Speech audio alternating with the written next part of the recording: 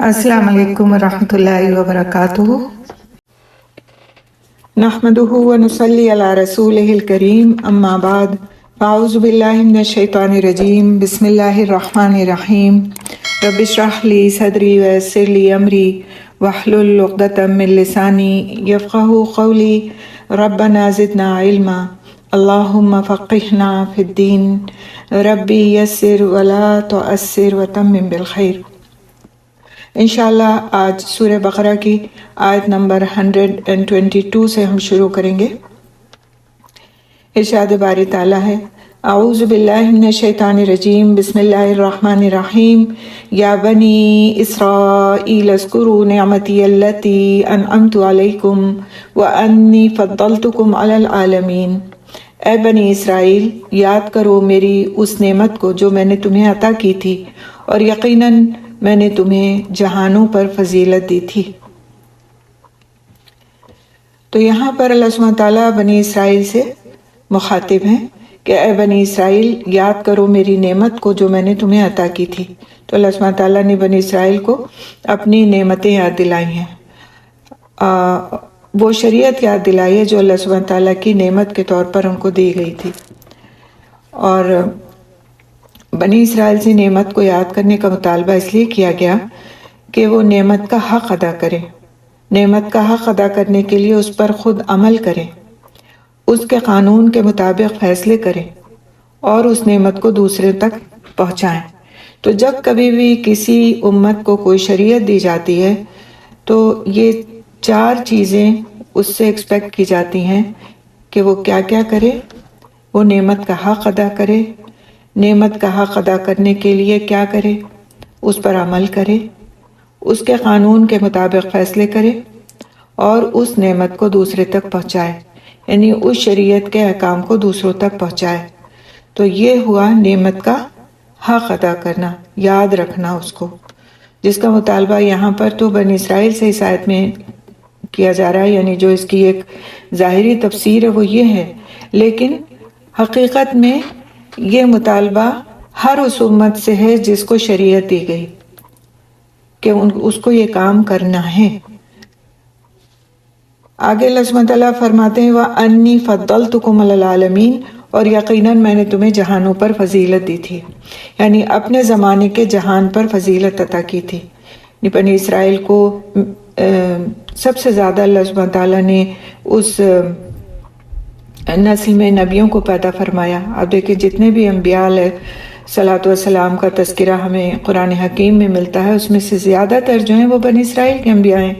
حضرت یوسف علیہ السلام، یعقوب علیہ السلام، سلیمان علیہ السلام، حضرت عیسیٰ علیہ السلام، موسیٰ علیہ السلام، سارے بنی اسرائیل کے انبیاء ہیں، اور ان میں سے شریعت بھی دی گئی، کتاب بھی دی گئی، ان کو بادشاہت بھی دی گئی، یعنی دنیاوی طور سے بھی اللہ سبحانہ تعالیٰ نے بنی اسرائیل کو نوازا، اور جس کو دینی طور سے بھی کہ انہیں کتاب ہدایت دی گئی، انہیں شریعت دے کر کے بھیجا گیا، اور ان کی ہر طرح سے ہدایت کا انتظام کیا گیا۔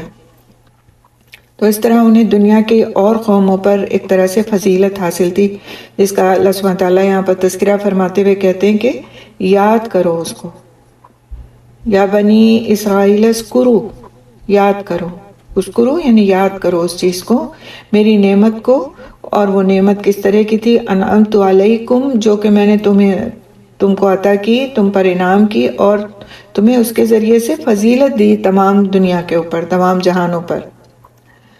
تو یہاں یہ بات جو ہے تاکید کے لیے لائی گئی تاکہ نبی صلی اللہ علیہ وسلم کی اتباع کا شوق پیدا ہو، ان کی امت کو بھی اپنے نبی کی اتباع کا شوق پیدا ہو۔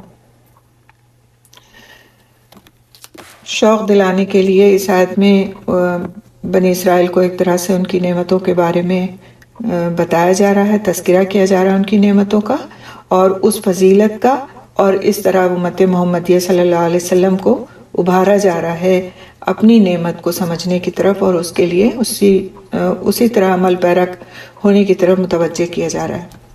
اگلی آیت ہم انشاءاللہ دیکھتے ہیں، آیت نمبر 123۔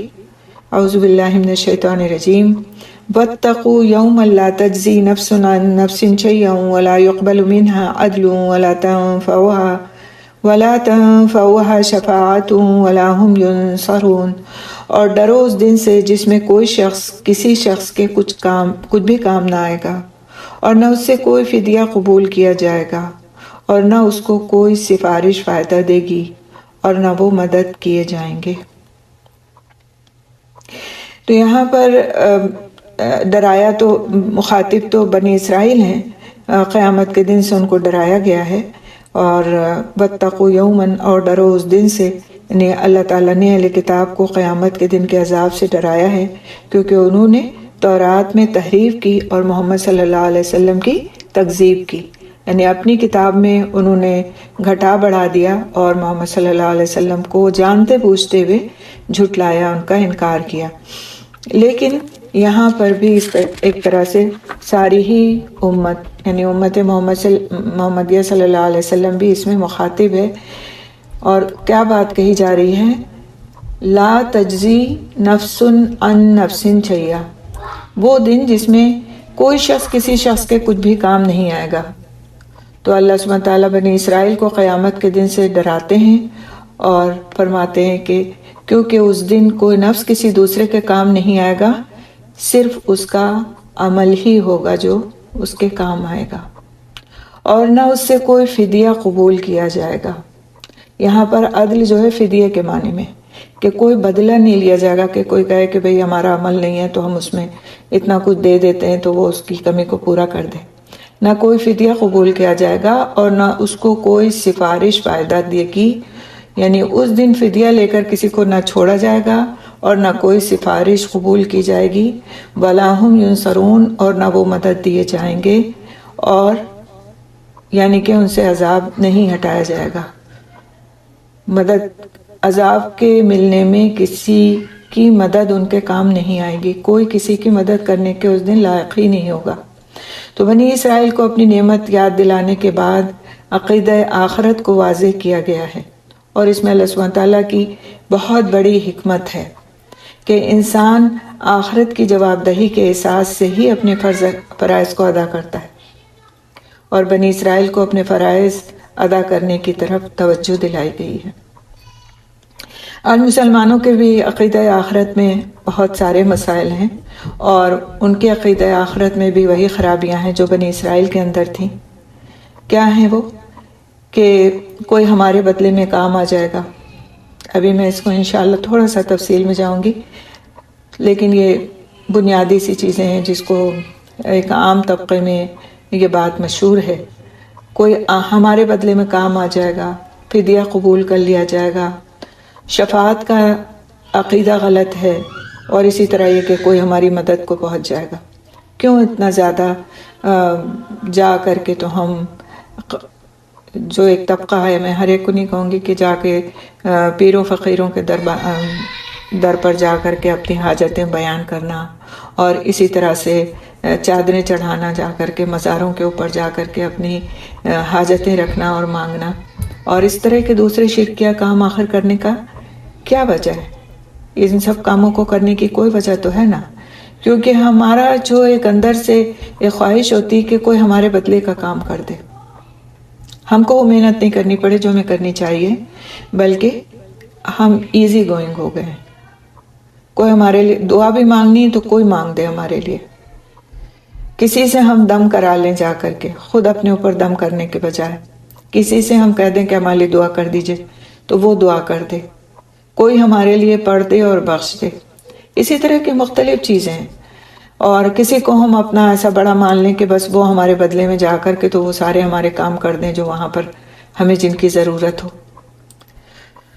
تو اگر کسی قوم کا عقیدہ آخرت خراب ہو تو اس میں سرکشی آ جاتی ہے، انفرادی اور اجتماعی اعمال کے سلسلے میں غیر ذمہ داری، فرض ناشناسی، خواہش پرستی اور دنیا کی محبت، بلکہ دیگر اور بھی برائیاں اس میں خوب بڑھ چڑھ جاتی ہیں۔ اور آج آپ دیکھ لیجئے کہ ہو کیا رہا ہے، یہی تو ہو رہا ہے نا کہ ایک اطمینان ہے کہ ہمارے لیے کوئی دوسرا کچھ کر دے گا، لہٰذا ہمیں اپنے لیے کچھ کرنے کی کوئی ضرورت نہیں ہے، اور نہ کسی ایسی بات کی طرف متوجہ ہونے کی ضرورت ہے کہ جس سے ہم کو دنیا میں محنت کرنی پڑے اور کچھ چیزوں کو، اپنی خواہشات کو چھوڑنا پڑے. تو اس آیت میں جو دو لفظ ہیں اس کو تھوڑا سا ایکسپلین کرنا چاہوں گی. وَاتَّقُوا يَوْمًا لَا تَجْزِي نَفْسٌ عَن نَفْسٍ شَيْئًا. تو یہاں پر کس دن سے ڈرایا گیا؟ ظاہر ہے آخرت کے دن سے، قیامت کے دن سے. اس کا تھوڑا سا انشاءاللہ بیان آپ کے سامنے رکھوں گی کہ وہ دن ہوگا کیسا دن. یہ تو ہم سب کو پتہ ہے کہ وہ انتہائی ہولناک دن ہوگا اور اس دن کے آنے میں کوئی شک نہیں ہے.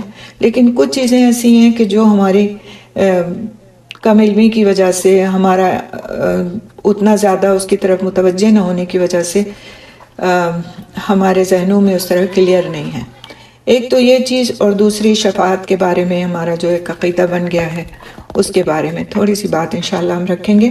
اور اس کے بعد پھر اگر وقت بچے گا تو ہم اگلی آیت کی تفسیر کریں گے، اور ورنہ پھر اسی آیت تک آج انشاءاللہ.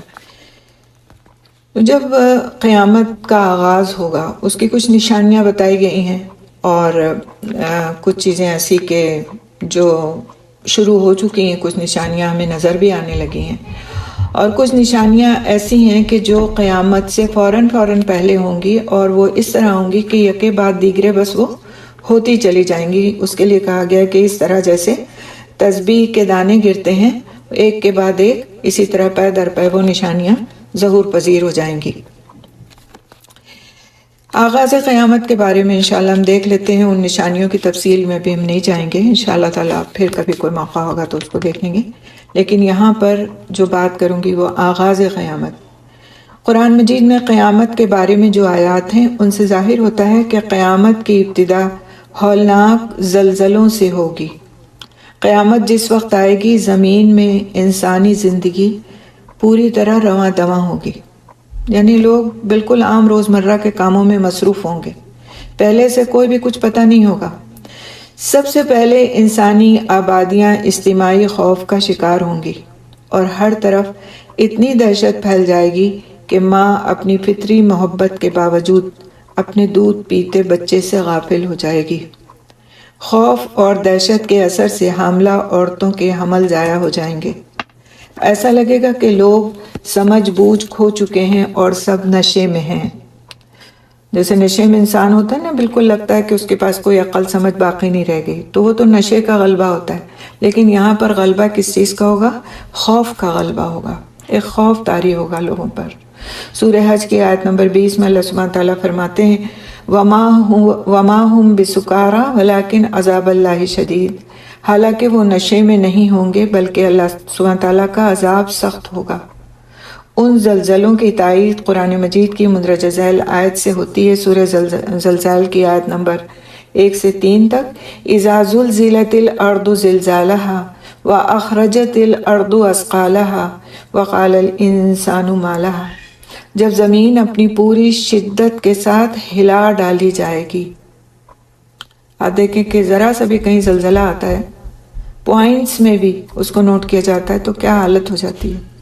لوگوں کو پتہ نہیں چلتا، بعض وقت کوئی سو رہا ہوتا ہے، کوئی اپنے کام میں مصروف ہوتا ہے تو اس کو محسوس نہیں کر پاتا. لیکن بڑی بڑی بلڈنگیں پتہ چلتا ہے اس کی وجہ سے ڈھہ گئیں اور ہزاروں کا نقصان ہو گیا اور سینکڑوں جانیں چلی گئیں.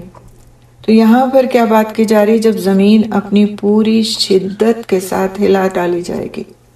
وہ تو ایک جھٹکا ہوتا ہے جس کو ہم کہتے ہیں جھٹکا اتنے پوائنٹس میں نوٹ کیا گیا. اور یہاں کیا ہے؟ ہلا ڈالنا. تو ایک جھٹکا لگنا اور ہلا ڈالنے میں بہت بڑا فرق ہے.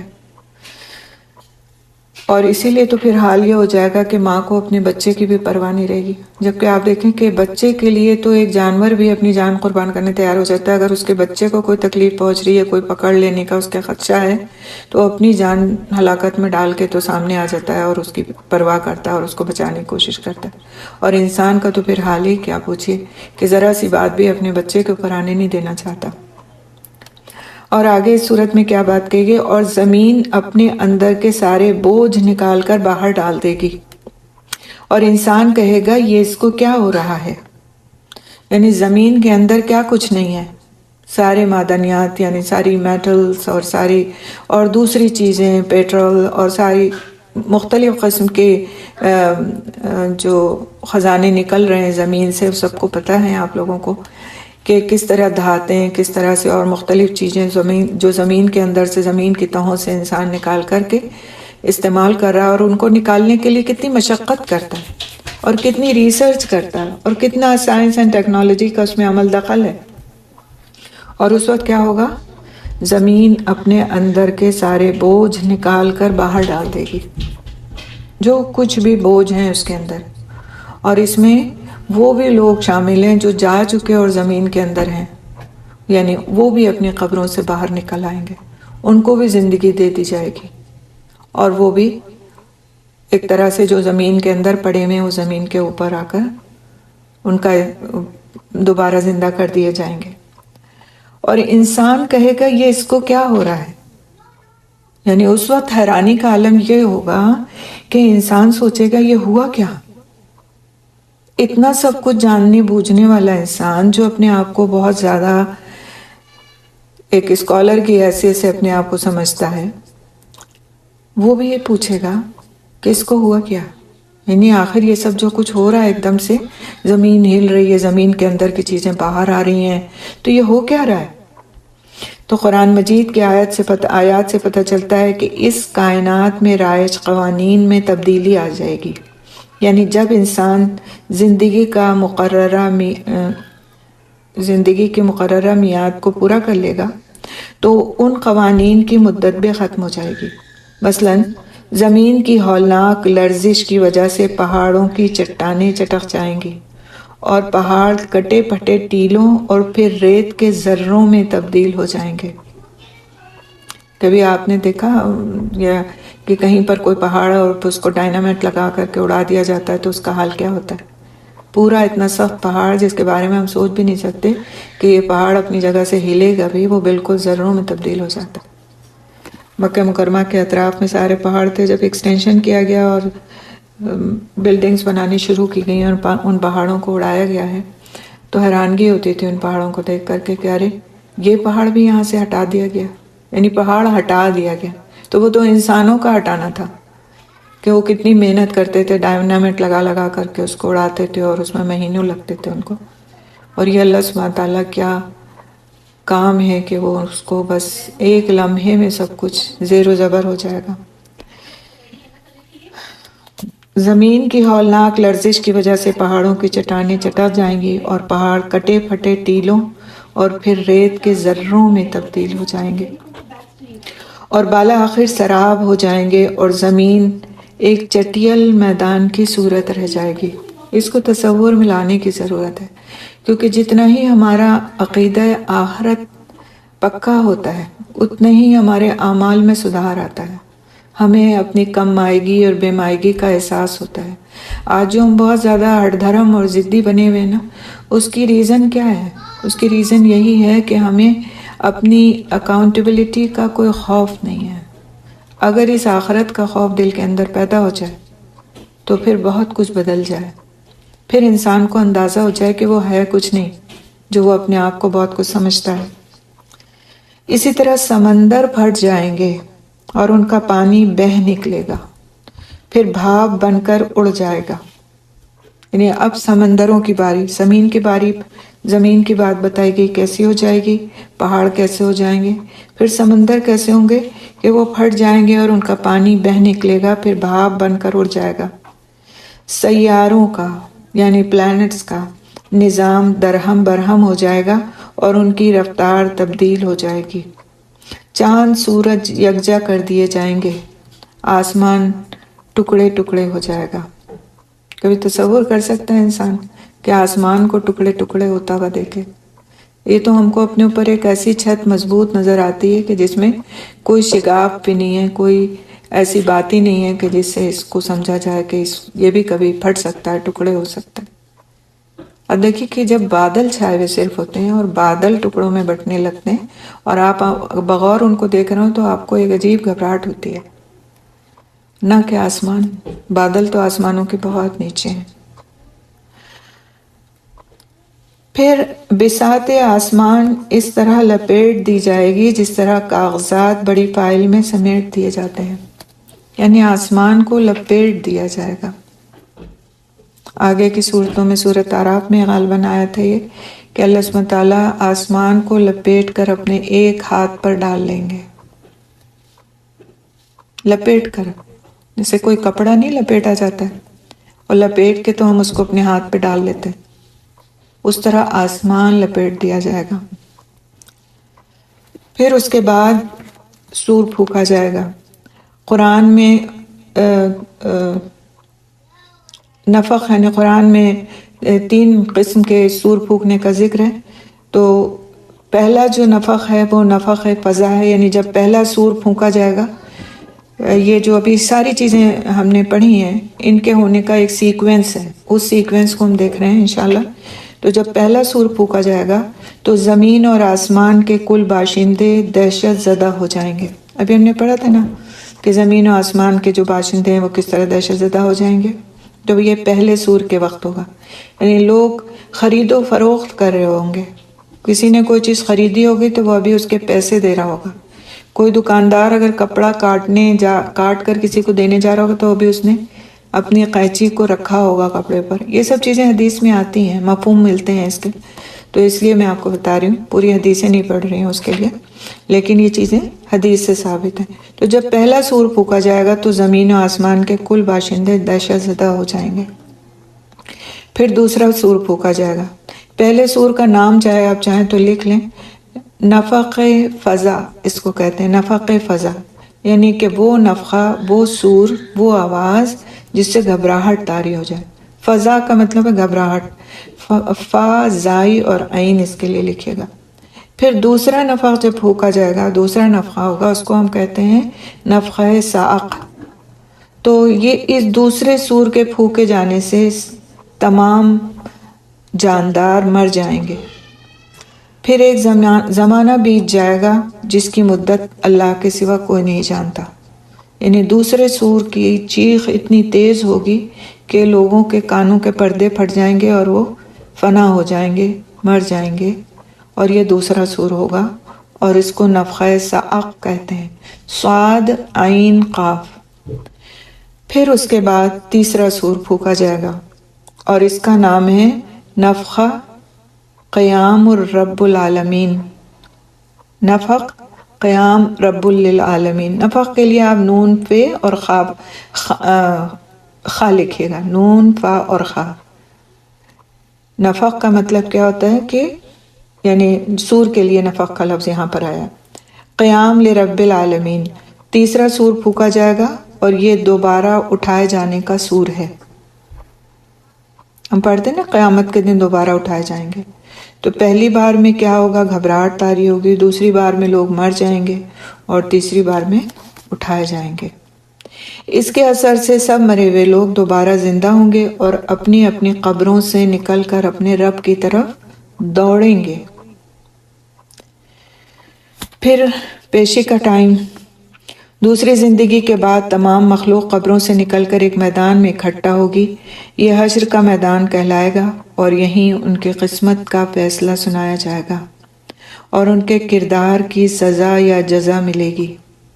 میدان حشر میں لوگ قبروں سے ننگے بدن، ننگے پیر اور بغیر ختنہ ہوئے اٹھیں گے، جیسا اللہ سبحانہ تعالیٰ نے انہیں پہلی بار پیدا کیا تھا۔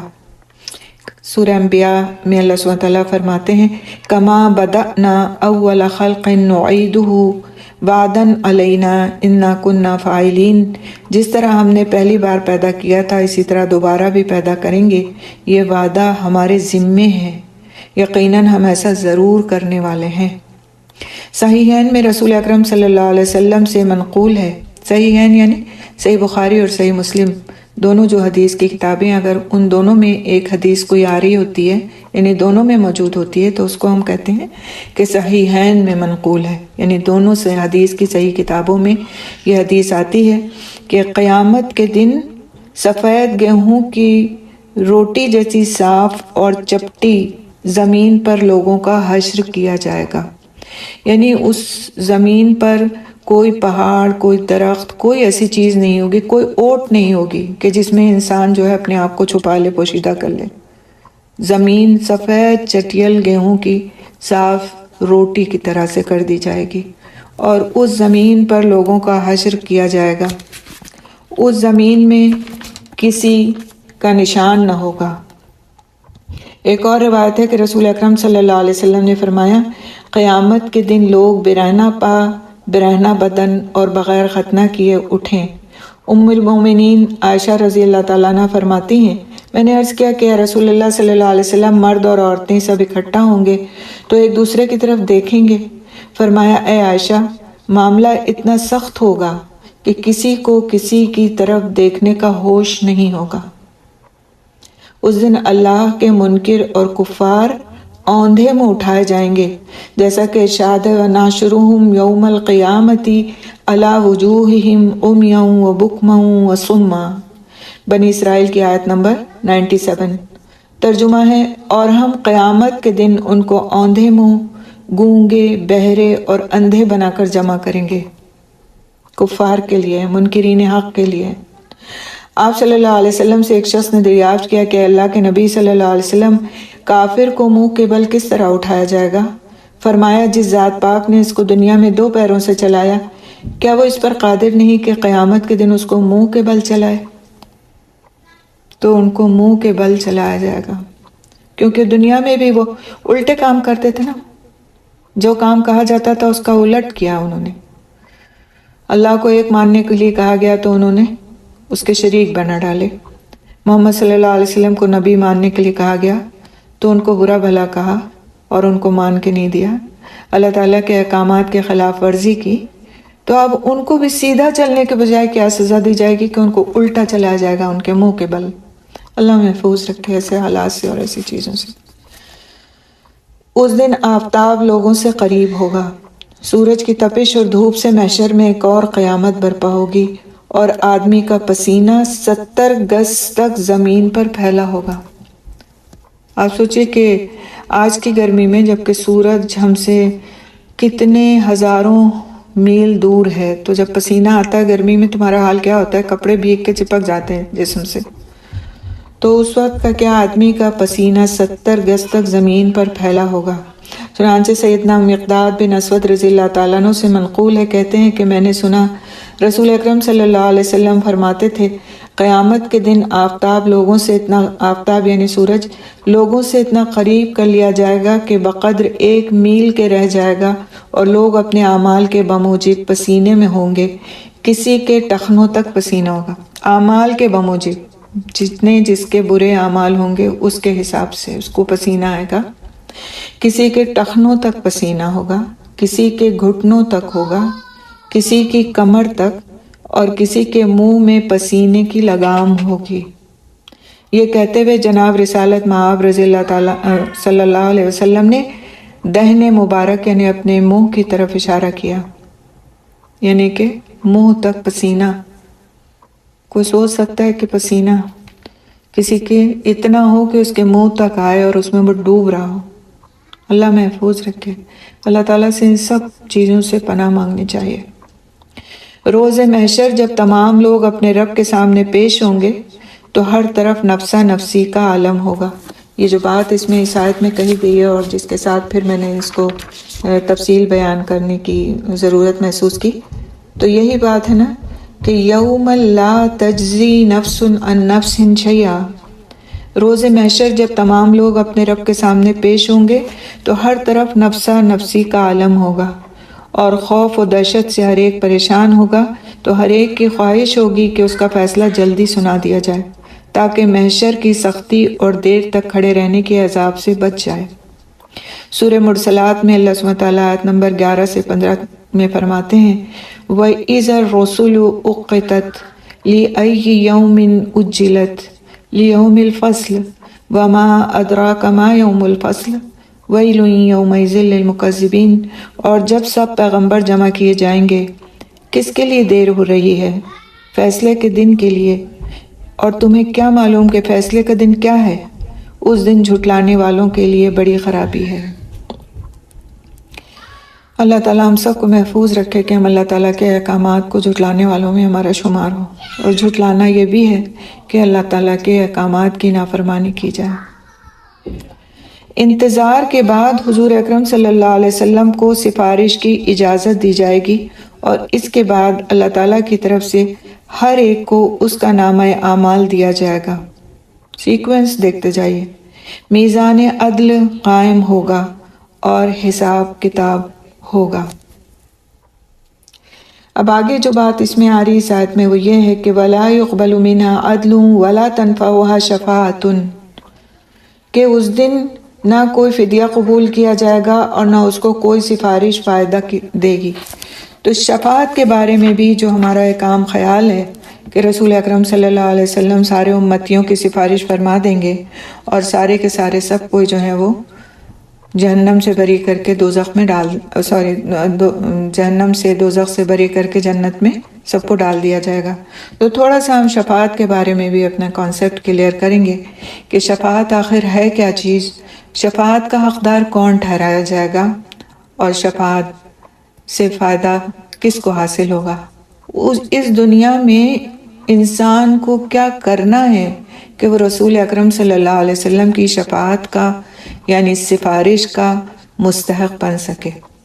کیا ہم میں سے کوئی بھی یہ سوچ سکتا ہے کہ رسول اکرم صلی اللہ علیہ وسلم کسی ایسے شخص کی سفارش اللہ کے حضور کریں گے جس نے اس دنیا میں اللہ سبحانہ تعالیٰ کے احکام کی خلاف ورزی کی ہو؟ ہم اپنے گھروں میں دیکھ لیں، ایک بہت چھوٹی سی مثال، وہ تو بہت بڑی بات ہے، اس کی بات ہم کرتے ہیں کہ اگر گھر میں کوئی ایک بندہ ایسا ہو کہ جو والدین کا انتہائی سخت نافرمان ہو، کسی طرح سے بات سن کے نہیں دیتا ہو، وہ کون ہمت کرے گا کہ جا کر کے اس کی سفارش کرے کہ نہیں آپ اس کو سب کچھ دے دیجئے، یہ جیسا کیسا بھی ہے، اس کا دل بڑا اچھا ہے، آپ اس کو تو یہ بھی دے دیں اور وہ بھی دے دیں اور جو کچھ آپ کا ہے اس میں سے ہر چیز میں سے حصہ دے دیں۔ کوئی کرے گا یہ کام؟ جو کرے گا یہ کام وہ بھی ماں باپ کی نظر میں ان کے غصے کا مستحق ٹھہرے گا کہ اچھا تو تم فلاں کی سفارش کرنے آئے ہو، یا کوئی ایسا انسان ہو جو بالکل کسی کوئی جاب آفر آیا ہو، کوئی جاب نکلی ہو اس کے لیے، اس کا بالکل مستحق نہ ہو، یعنی اس میں مانگا جا رہا ہو کوئی انجینئر اور کوئی انسان 5واں کلاس بھی پاس نہ ہو، تو کون جائے گا اس انسان کی سفارش کرنے کے لیے کہ اس کو یہ جاب دے دی جائے؟ کوئی عقل کا مارا ہوا ہوگا تو ہی جائے گا کہ جاب نکلی انجینئر کے لیے اور ہم جس نے گریڈ 5 بھی نہیں کیا اس کے لیے سفارش کرنے جا رہے ہیں۔ تو ایسا تو اس دنیا میں بھی نہیں ہوتا نا۔ تو ہم کیسے تصور کر سکتے ہیں کہ رسول اکرم صلی اللہ علیہ وسلم اس دنیا کے نافرمانوں کی جا کر کے تو اللہ سبحانہ تعالیٰ کے حضور سفارش کریں گے؟ ہمیں سفارش چاہیے اور شفاعت چاہیے تو اپنے اعمال کو اپ گریڈ کرنا ہوگا، اور ورنہ تو پھر ہم بھول جائیں۔ ہم دیکھتے ہیں کہ سفارش اصل میں ہے کیا، ملے گی کس کو، اس کے لیے کرنا کیا چاہیے۔ ٹھیک ہے، انشاءاللہ اس کو کانسیپٹ تاکہ کلیئر ہو جائے۔ تو شفاعت کے بارے میں ہمارے یہاں یہ عام خیال ہے کہ ہم رسول صلی اللہ علیہ وسلم کی امت ہیں، اس لیے آپ صلی اللہ علیہ وسلم نے ہمارے گناہوں کو رب کے حضور ضرور معاف کروانا ہے۔ اس شفاعت عظمیٰ سے ہم ضرور سرفراز ہوں گے۔ مزید یہ کہ شفاعت کے لیے ہم نے اپنی طرف سے بہت سی شخصیات کو بھی نامزد کر رکھا ہوتا ہے کہ فلاں فلاں بھی ہماری سفارش کرے گا، جبکہ یہ تمام سہارے اور شخصیات مفروضہ ہیں، یعنی فیک ہیں، خالی ہمارے ذہن کی اختراع ہیں۔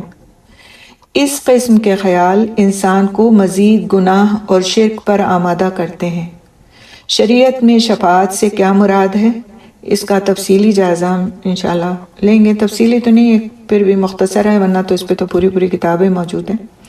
شفاعت کا مطلب ہے، ایک ٹرمنالوجی ہے جو میں عربی میں بولوں گی اور اس کا پھر اردو میں، چاہے جو لوگ نوٹس لیتے ہیں وہ لکھ سکتے ہیں۔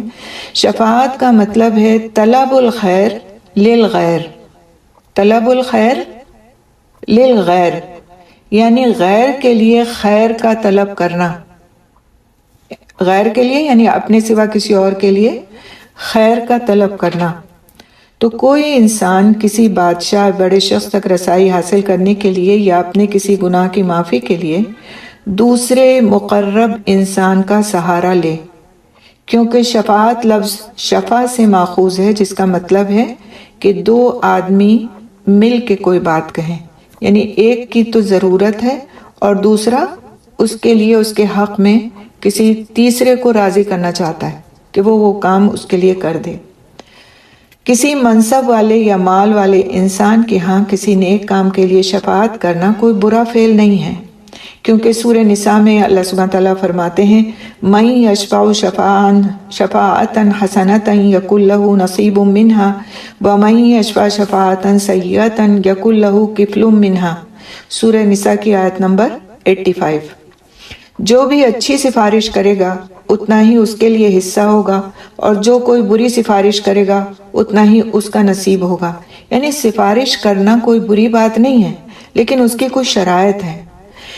اس طرح شافع یعنی سفارش یا شفاعت کرنے والے کو اس کا اجر ملتا ہے۔ سورہ نساء کی اس آیت سے کیا ثابت ہوتا ہے کہ شفاعت کرنے والے کو اس کا اجر ملتا ہے، خواہ جس کی سفارش کی گئی ہے اس کو فائدہ ہو یا نہ ہو۔ ابو موسیٰ رضی اللہ تعالیٰ عنہ حضور صلی اللہ علیہ وسلم سے روایت کرتے ہیں کہ تم سفارش کیا کرو، اس کا ثواب ہوگا، اور اللہ تعالیٰ اپنے نبی کی سفارش میں جو چاہے گا فیصلہ کرے گا۔ تاہم سفارش، اب یہ شرط دیکھیں، تاہم سفارش صرف اس شخص کے حق میں جائز ہے جس کا حق ضائع ہو رہا ہو، یا اس کے ضائع ہونے کا کوئی خدشہ ہو، یا کسی جائز کام میں ہو جس سے فائدہ ہونے کی توقع ہو۔ اگر کسی دوسرے کا حق مارنے میں سفارش کی جائے، یا اللہ تعالیٰ کے قائم کردہ حدود سے متجاوز ہو، یا کسی غلط فعل میں سفارش شفاعت ہو تو گناہ ہے۔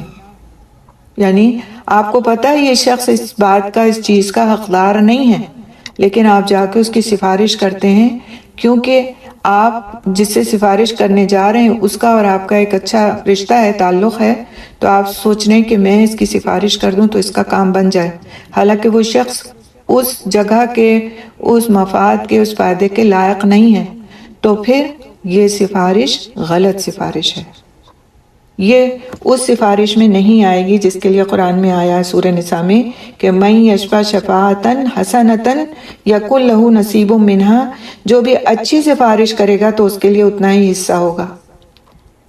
اب دوسری بات کیا کہی گئی تھی اس آیت میں کہ اور جو کوئی بری سفارش کرے گا تو اس کا اتنا ہی نصیب ہوگا۔ تو بری سفارش کیا ہے؟ جو غلط بنیاد پہ کی جائے، جانتے پوچھتے کہ یہ شخص لائق نہیں ہے اور اس کی سفارش کی جائے، تو کیا آپ صلی اللہ علیہ وسلم ایسی سفارش کریں گے؟ اب ہمیں اس آئینے میں دیکھنا چاہیے کہ شفاعت ملے گی کس کو؟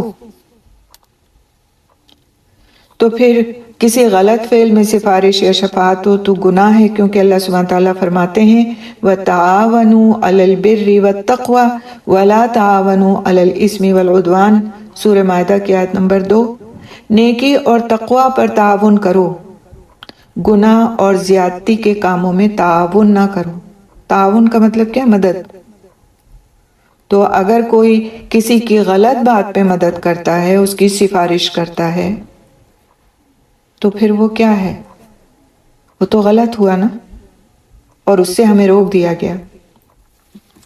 تو اکثر مسلمانوں نے شفاعت کے سلسلے میں انتہائی سنگین غلطی کی ہے، اور اللہ تعالیٰ کو مخلوق سے تشبیہ دی ہے، اور اس تک رسائی کے لیے اولیاء کرام اور صالحین کی سفارش یا شفاعت تلاش کرنے کی کوشش کی ہے، اور یوں کہا ہے کہ اے فلاں، اللہ کے ہاں میری سفارش فرما دے۔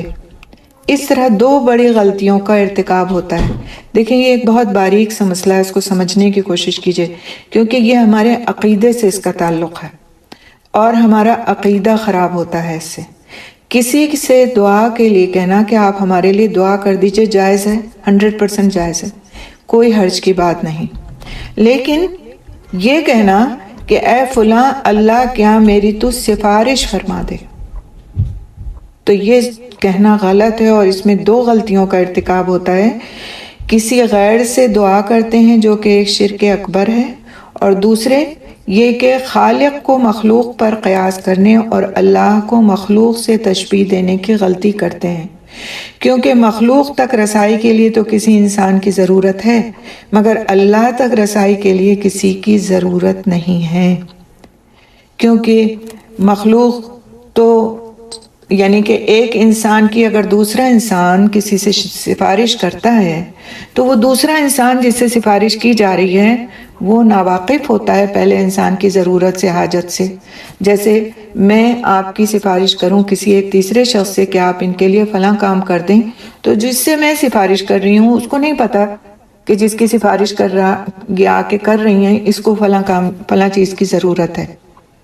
ٹھیک ہے، اس کو نہیں پتا. لیکن اللہ سبحانہ تعالیٰ کے لیے ایسا سوچنا، تو کیا اللہ سبحانہ تعالیٰ علیم اور خبیر نہیں ہے؟ تو اس طرح کسی تیسرے کو بیچ میں لا کر اس سے اللہ کے حضور سفارش کروانے کے لیے کہنا، یہ شرک میں آ جاتا ہے. کیونکہ اللہ سبحانہ تعالیٰ خبیر اور علیم ہے، وہ دلوں کے راز جانتا ہے. اس طرح بندہ اپنی حاجت اللہ کے دربار میں براہ راست پیش کر سکتا ہے. کیونکہ اللہ تعالیٰ علیم و خبیر ہیں تو ہمیں کسی سے جا کے کہنے کی ضرورت نہیں کہ آپ ہماری سفارش کر دیجئے، اللہ کے حضور ہماری یہ بات پہنچا دیجئے. کیوں؟ اللہ سبحانہ تعالیٰ قرآن حکیم میں سورہ بقرہ کے آیت نمبر 186 میں فرماتے ہیں وَإِذَا سَأَلَكَ عِبَادِي عَنِّي فَإِنِّي قَرِيبٌ أُجِيبُ دَعْوَةَ الدَّاعِ إِذَا دَعَانِ. اور جب آپ سے میرے بندے میرے بارے میں پوچھیں کہ میں کہاں ہوں تو میں قریب ہوں، پکارنے والے کی پکار کو سنتا ہوں جب بھی وہ مجھے پکارے. اسی طرح اللہ سبحانہ تعالیٰ فرماتے ہیں سورہ مومن کی آیت نمبر 60 میں ادعونی استجب لکم، تم مجھے پکارو میں تمہاری دعاؤں کو سنوں گا. تو جب اللہ تعالیٰ خود سننے کی بات کہتے ہیں تو ہمیں کسی تیسرے کی سفارش کی کیا ضرورت ہے کہ ہم کہیں کہ فلاں میرے پیر صاحب آپ جو ہیں اللہ کے حضور میری سفارش کر دیجئے گا کہ اللہ تعالیٰ میری فلاں دعا کو قبول کر لے. تو اس میں 2 غلطیاں ہو رہی ہیں. ایک تو اللہ سبحانہ تعالیٰ کو ہم نعوذ باللہ علیم و خبیر نہیں سمجھتے کہ اللہ تعالیٰ کو ہماری ہر بات پتہ ہے. دوسرے یہ کہ ہم کسی اور کو اس سے زیادہ سمجھ رہے ہیں کہ وہ کہے گا تو ہماری بات پوری ہوگی، ادروائز تو اگر ہم جس کو اللہ سبحانہ تعالیٰ کہہ رہے ہیں فَإِنِّي قریب، میں خود تمہارے قریب ہوں، تو ہمیں اس بات پہ یقینی نہیں ہے کہ اللہ سبحانہ تعالیٰ ہمارے اتنے قریب ہیں، جبکہ قرآن میں اللہ سبحانہ تعالیٰ فرما رہے ہیں اس بات کو. آگے چلیں گے ہم کہ آخرت میں شفاعت کا تصور کیا ہے. تو اس دن ہر طرح کا اختیار اللہ بزرگ و برتر کے ہاتھ میں ہوگا اور کسی کو اس کے حکم سے روگردانی کی ہمت نہیں ہوگی. اللہ سبحانہ تعالیٰ قرآن حکیم میں سورہ انفطار کی آیت نمبر 17 سے 19 تک میں فرماتے ہیں وَمَا أَدْرَاكَ مَا يَوْمُ الدِّينِ ثُمَّ مَا أَدْرَاكَ مَا يَوْمُ الدِّينِ يَوْمَ لَا تَمْلِكُ نَفْسٌ لِنَفْسٍ شَيْئًا وَالْأَمْرُ يَوْمَئِذٍ لِلَّهِ. اور تمہیں کیا معلوم کہ روز قیامت کیا ہے، پھر تمہیں کیا معلوم کہ روز جزا کیا ہے. وہ دن کہ کوئی جی کسی بھی جی کا کچھ مالک نہیں ہوگا اور حکم اس دن صرف اللہ کا ہوگا. تو قیامت کے روز مختلف شفاعتیں ہوں گی، سفارشیں ہوں گی مختلف لوگوں کی.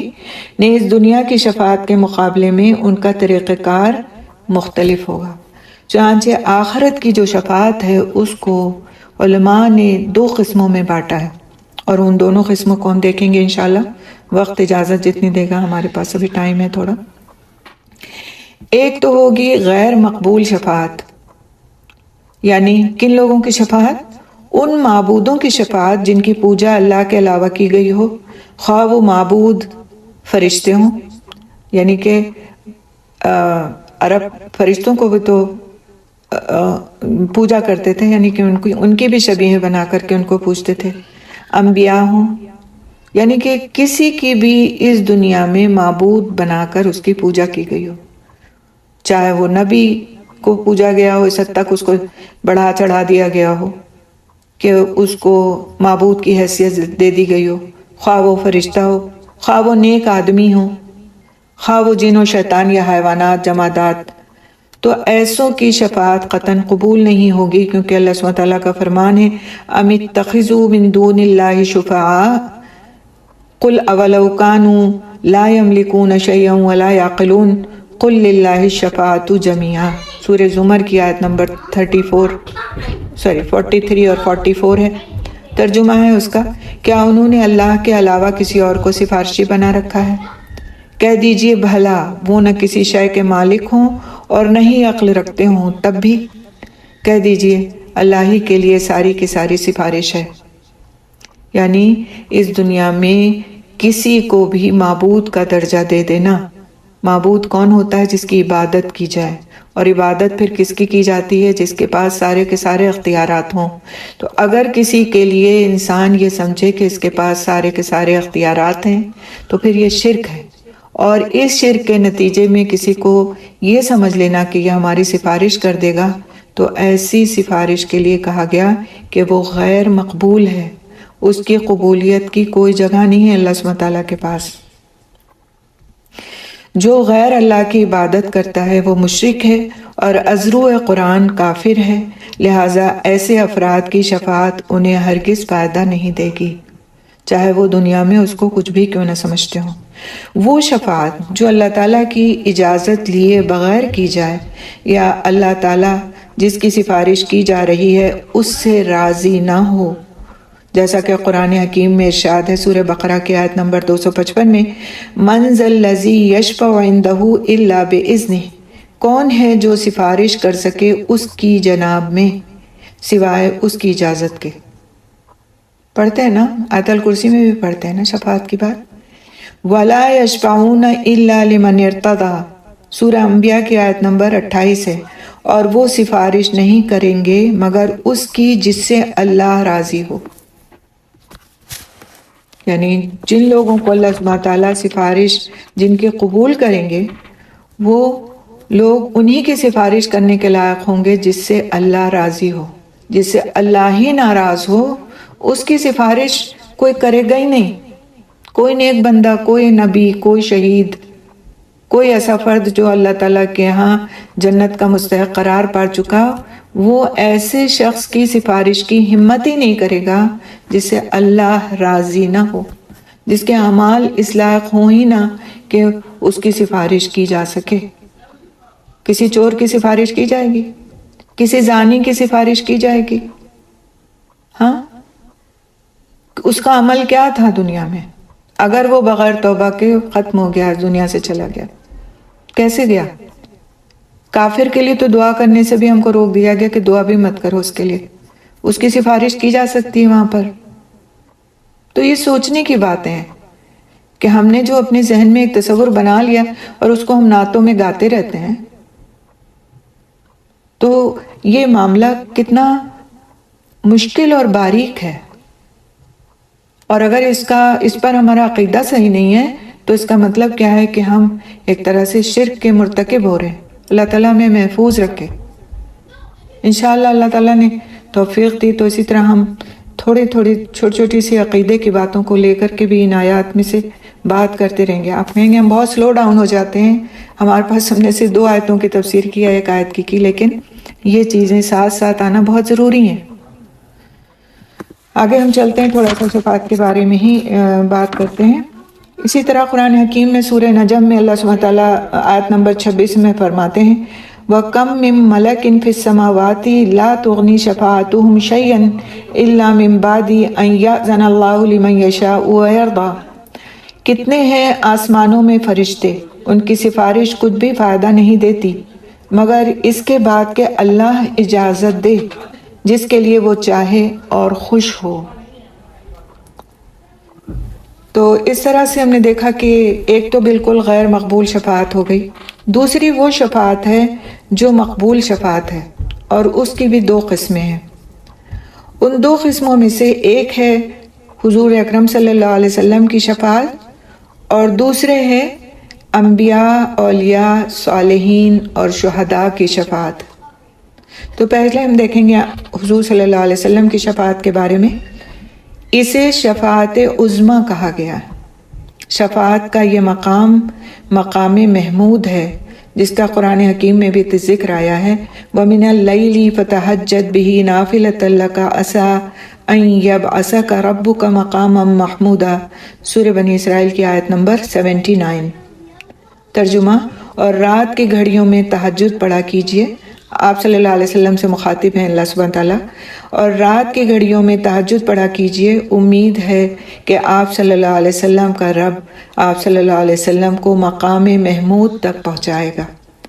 تو صحیحین میں ابو ہریرہ رضی اللہ تعالیٰ عنہ سے حدیث مروی ہے کہ آپ صلی اللہ علیہ وسلم نے فرمایا، قیامت کے دن جب لوگ قیامت کی ہولناکیوں سے گھبرا اٹھیں گے اور سورج ان سے قریب آ جائے گا تو لوگ اس کی تاب نہ لا سکیں گے، آپس میں ایک دوسرے سے کہیں گے کہ دیکھو ہمارا کیا حال ہو گیا ہے، کیوں نہ کسی کو سفارش یا شفاعت کے لیے کہا جائے۔ چنانچہ وہ آدم علیہ السلام کے پاس آئیں گے اور کہیں گے کہ آپ ابو البشر ہیں، آپ کو اللہ تعالیٰ نے اپنے ہاتھ سے پیدا کیا اور فرشتوں سے سجدہ کروایا، خدا را ہماری سفارش اللہ کے ہاں کر دیجئے۔ جس پر حضرت آدم علیہ السلام جواب دیں گے کہ اللہ تعالیٰ کا غضب آج کے دن شدید ہے، دوسرا مجھے اپنی غلطیاں بھی شفاعت سے روکتی ہیں، لہٰذا نوح علیہ السلام کے پاس جاؤ۔ وہ بھی یوں ہی جواب دیتے ہوئے فرمائیں گے کہ چونکہ میں نے اپنی قوم کے لیے بد دعا کی لہٰذا میں اس کا اہل نہیں ہوں، یعنی کہ میں اس کا اہل نہیں ہوں کہ میں شفاعت کروں۔ سب لوگ ابراہیم علیہ السلام کی طرف متوجہ ہوں گے تو وہ بھی اپنی غلطی پر پشیمان ہوتے ہوئے انکار کر دیں گے۔ پھر موسیٰ علیہ السلام کی طرف تمام لوگ رجوع کریں گے، لیکن موسیٰ علیہ السلام بھی اپنی قتل والی غلطی یاد کرتے ہوئے انکار کر دیں گے۔ انشاءاللہ ابھی قرآن میں سورہ قصص میں یہ سارے واقعات آتے ہیں کہ کس نبی نے کے ساتھ کا کیا قصہ ہے، اور نبیوں کی یہ ایک جس کو کہتے ہیں عظمت ہے کہ ان کو اپنی چھوٹی سے چھوٹی غلطی بھی یاد ہے کہ وہ کہتے ہیں نہیں مجھ سے یہ غلطی ہو گئی تھی لہٰذا میں شفاعت کا مستحق نہیں ہوں، شفاعت کرنے کا مستحق نہیں ہوں۔ لوگ سیدنا عیسیٰ علیہ السلام کے پاس جائیں گے اور وہ بھی انکار فرما دیں گے اور محمد صلی اللہ علیہ وسلم کی طرف جانے کو کہیں گے۔ چنانچہ تمام افراد میرے پاس یعنی محمد صلی اللہ علیہ وسلم کے پاس آئیں گے اور رسول اکرم صلی اللہ علیہ وسلم اٹھ کر عرش الہی کے نیچے سرے بسجود ہو جائیں گے یعنی سجدے میں چلے جائیں گے اور اللہ تعالیٰ کی خوب حمد و ثنا بیان فرمائیں گے۔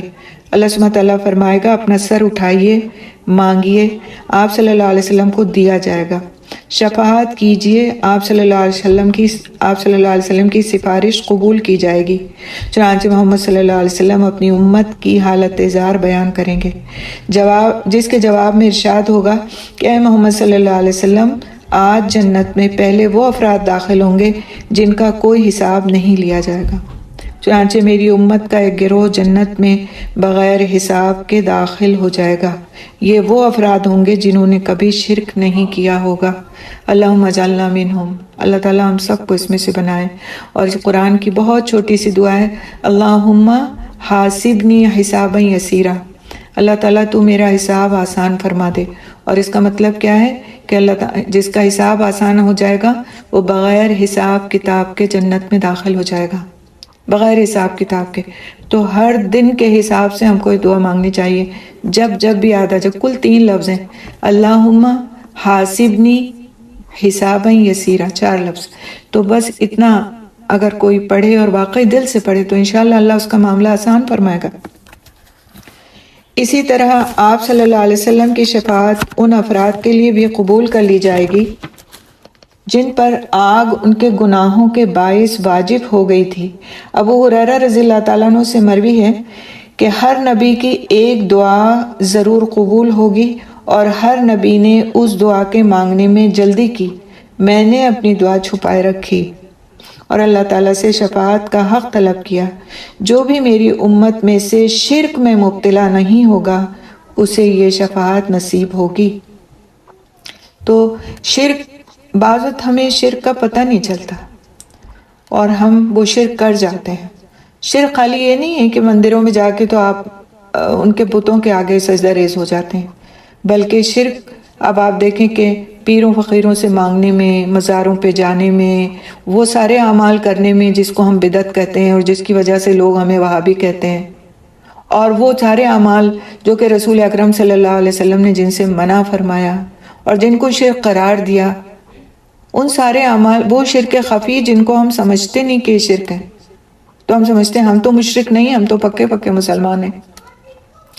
تو جو لوگ کبھی بھی شرک کے مرتکب نہیں ہوئے ہوں گے، اللہ سبحانہ تعالیٰ رسول اکرم صلی اللہ علیہ وسلم فرماتے ہیں کہ ان کو یہ شفاعت نصیب ہوگی۔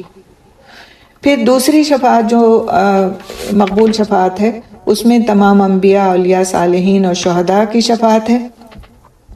جہاں تک فرشتوں کی شفاعت کے قبولیت کا تعلق ہے تو ارشاد باری تعالیٰ ہے وَكَم مِّن مَلَكٍ فِي السَّمَاوَاتِ لَا تُغْنِي شَفَاعَتُهُمْ شَيْئًا إِلَّا مِن بَعْدِ أَن يَأْذَنَ اللَّهُ لِمَن يَشَاءُ وَيَرْضَىٰ۔ سورہ نجم کی آیت نمبر 26۔ کتنے ہیں آسمانوں میں فرشتے، ان کی سفارش خود بھی فائدہ نہیں دیتی مگر اس کے بعد کہ اللہ اجازت دے جس کے لیے وہ چاہے اور خوش ہو۔ یعنی فرشتے بھی سفارش کریں گے، لیکن قبول کن کے حق میں کی جائے گی؟ جس سے اللہ سبحانہ تعالیٰ خوش ہو اور راضی ہو۔ تو انبیاء و صالحین اور علماء کی شفاعت بھی قرآن سے عموماً اور سنت سے خصوصاً ثابت ہے۔ سورہ مدثر کی آیت نمبر 48 ہے فَمَا تَنْفَعُهُمُ الشَّفَاعَةُ الشَّافِعِينَ، اور نہیں نفع دے گی ان کو سفارش کرنے والوں کی سفارش، اور لا یملکون الشفاعۃ الا من اتخذ عند الرحمن عہدا۔ سورۃ مریم میں اللہ سبحانہ تعالیٰ فرماتے ہیں آیت نمبر 87 میں، اور نہیں تم مالک بنو گے سفارش کے مگر جس نے لیا ہوگا اللہ کے ہاں کوئی وعدہ۔ اور ان آیات سے معلوم ہوا کہ دوسری اور بہت سی شفاعتیں بھی ہوں گی۔ یہ آیات عام ہیں، سنت ان کو خاص کرتی ہے۔ ابن ماجہ، بیہقی اور بزار نے روایت کیا ہے کہ قیامت کے دن 3 قسم کے افراد سفارش کریں گے۔ غور کیجئے گا ان اشخاص کے ناموں پر کہ وہ کون سے اشخاص ہوں گے جو سفارش کریں گے۔ 3 قسم کے افراد سفارش کریں گے، پہلے انبیاء، دوسرے علماء اور تیسرے شہداء۔ یعنی شہداء سے پہلے علماء کا نام آتا ہے، اور علماء کون ہوتے ہیں؟ جو دین کا علم رکھنے والے ہوتے ہیں، جو آج ہمارے معاشرے میں سب سے لوور گریڈ پہ رکھے جاتے ہیں، جن کو ہم مولوی صاحب کہہ کے ڈی گریڈ کرتے ہیں، نعوذ باللہ۔ وہ علماء، پہلے نبی، دوسرے علماء، پھر شہداء۔ قیامت کے دن 3 قسم کے افراد سفارش کریں گے۔ اسی طرح آپ صلی اللہ علیہ وسلم نے فرمایا یشفع الشہید فی 70 من اہل بیتہ، شہید اپنے خاندان کے 70 افراد کی سفارش کرے گا۔ یہ تمام شفاعتیں صرف 3 امور کی بنیاد پر قبول ہوں گی، اور وہ 3 امور کیا ہیں؟ من ذا الذی یشفع عندہ الا باذنہ، سورہ بقرہ کی آیت نمبر 255۔ کون ہے جو سفارش کرے اس کے پاس مگر اس کے اذن کے بغیر، اس کی اجازت کے بغیر؟ سفارش کا جب اللہ سبحانہ تعالیٰ سفارش کی اجازت دیں گے تب بندہ سفارش کر سکے گا۔ پھر اس کے بعد وَلَا يَشْفَعُونَ إِلَّا لِمَنِ ارْتَضَىٰ، سورۃ انبیاء کی آیت نمبر 28۔ اور نہیں وہ سفارش کریں گے مگر صرف اس کے لیے جس کے لیے وہ یعنی اللہ سبحانہ تعالیٰ راضی ہو۔ تو شرطیں بتائی جا رہی ہیں، سفارش کرنے والے بتا دیے گئے۔ اب سفارش کس کی کر پائیں گے؟ پہلی شرط جس کے لیے اللہ اجازت دے، دوسری شرط جس سے اللہ راضی ہو، اور پھر یہ کہ تیسرا یہ کہ وہ شفاعت کسی کافر یا مشرک کے حق میں نہ ہو، کیونکہ ان کا جہنم میں ہمیشہ رہنا بہت سی آیات سے ثابت ہے۔